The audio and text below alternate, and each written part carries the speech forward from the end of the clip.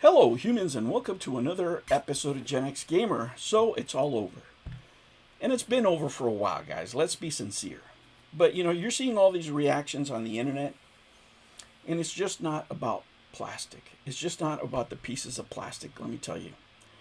The reason a lot of us collect is not because we want to have a YouTube channel or because we want to show off or anything like that.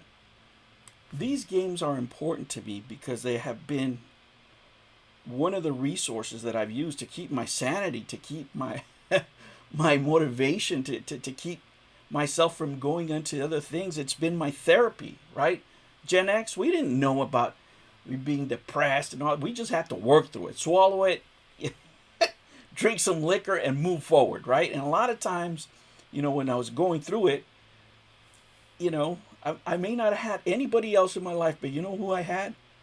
I had my Atari, I had my ColecoVision, I had my PlayStation, I had my Genesis, my Nintendos. Those were with me through thick and thin. I mean, when I was deep in the trenches.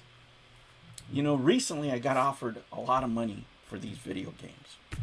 I was throwing a crazy number, but it's not about the money. I didn't collect these to make money. I collect these because they mean so much to me. They mean good times with my family. They mean memories. They mean, retracing my steps in the struggle when I was working 3 jobs, when all I had, my only piece of entertainment was the PSP, right? And with a PSP, I would, watch videos, listen to the Shoutcast. It was my only source of entertainment. When I was living in my car, the PSP was with me, right? Any future success that I had is because I learned through those struggles, and through all those struggles, right, to every trial and tribulation, I had 2 things. I had my kids, right, and I had video games. That's it. That's it. My only companions in this journey.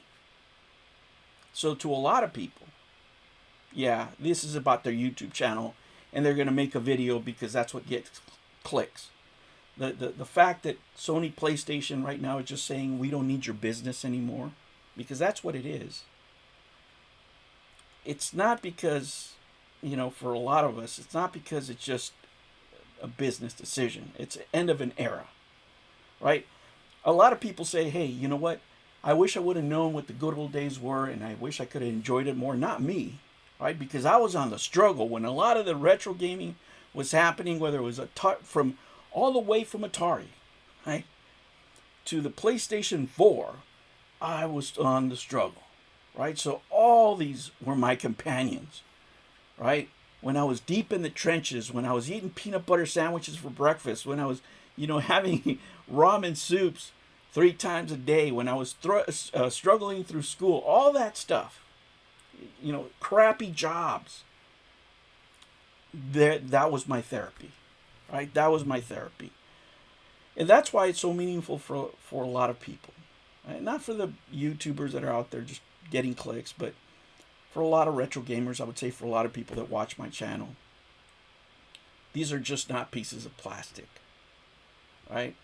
They're reminders of what we've been through, right? Of different times in our lives. You pick up a game and you know exactly what I was doing. I know exactly when I pull out this box, right? When I pull out this box, I remember dates, times, what I was doing, right? Why I wanted that game so much, right? And I could pick out any game and tell you the same thing, and it's like that for a lot of people. And it's really, just a realization that we're no longer part of the demographic of a market that we helped to build, right? We were the main consumers for the longest time. And this is a delineation of saying, you know what? Your generation no longer is the factor on our business decisions, right? Because most of our customers prefer digital games. They don't prefer physical at all. Now, luckily for us, guys, PlayStation might say no. Xbox might say no. And of course, Nintendo might say no, because at the end of the day, these are businesses. And whoever's spending and wasting the most amount of money on something that nobody's buying like physical media for games that nobody's playing, right? So if you're buying Concord physical, it's a collector's item now, right? But there's so many games, right, that are incomplete that we've been playing that we just buy the disc, whether it's a PS4 era, PS5 now, Xbox. You're buying games that are incomplete. If I pull out this the Street Fighter, it's complete, but if I pull out my Cyberpunk that I bought on the Xbox and I try to play that, it's not a complete game. It needs a patch. Right? It's an incomplete product, but all these are complete, right? And I have enough to play for a lifetime, at least for the rest of my life. I do feel a little, sorry for the newer generations that they're not going to be able to own these products, to receive a piece of artwork from the artist the way it was meant to be done, like it was back in the days. The indie market owns that now, independent studios. There's very few and far between. And if you think that I'm going to sit here and say, yes, I'm going to buy a $1,000 console that is only going to deliver digital games, that's crazy, right? I already have something like that. It's my computer and it's more than $1,000 and it does a better job. So why the hell would I buy a console? Could this be that they're killing the market? Their own market, because at the end of the day, what they want to do is they want to sell software to the most amount of people. And the only way they could do that is by freeing them up, from physical media. You can play you can play this game, you can already imagine the marketing. Hey, you can play this game at home on this console, and then you can play it on your tablet, and then you can play it on your phone. Because whether it's the controller or what have you, it doesn't matter. Physical media is done. It doesn't mean we can't appreciate it. It doesn't mean we don't remember the good times we had. But it does mean it's the end of an era, right? And that's what you're hearing from a lot of people, right? And for those of you who never got to enjoy it, maybe just watch videos like these with people with, video games in the background because you're, living vicariously and, never got the opportunity. And there's still stuff out there. There's new companies out there if you want to take the hobby up. Whether it's Atari, whether it's Evercade, whether it's Mod Retro, there's stuff out there if you want physical media. And what this has done is not only raise the prices of everything that I have here, right? Everything just went up because there's not going to be any more of this, especially not complete, right? It even raised the price on things that you would never think of. Check this out. I'm such a degenerate.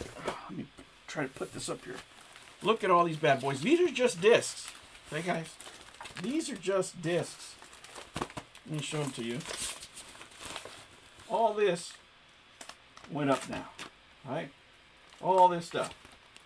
And this is, you would say a pretty thick folder. I think this one holds about 300. So those are disc only. And I'm so crazy that is my small one. That's a big boy right there, baby. Oh, yeah. So all that stuff went up, right? All that stuff went up in price now. Man, it was a great ride. I'm not going to lie, I had a great time. But it's over. It's over, right? And we've been seeing it for a long time coming. And I guess all we have to do is talk about the old days. I hope you had a great time like I did. All right, humans, I will catch you on the next one. Take care.